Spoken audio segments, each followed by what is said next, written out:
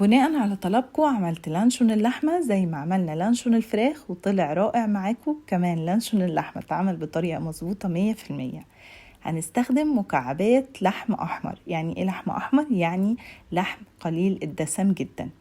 لو هتجيبوه من الجزار مفروم تقولوا له عايزين مفروم أحمر. اللحمة لو فيها دهنة الحجم بتاعه هيكش جدا معانا في التسوية.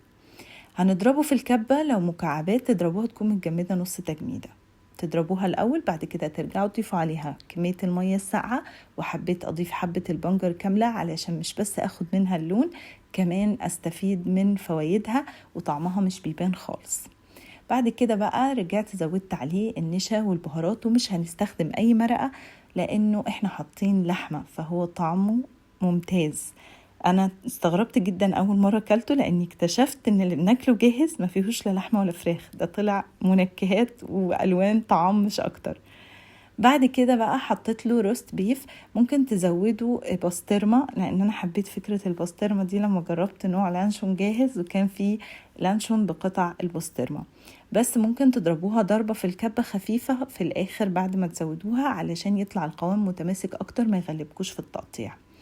بعد كده بقى تلفوه في ورق الزبدة وورق الفويل ونعمل له حمام مائي في الفرن بدل حلة السوتيه اللي أنا استخدمتها المرة اللي فاتت اللي هي حلة البخار.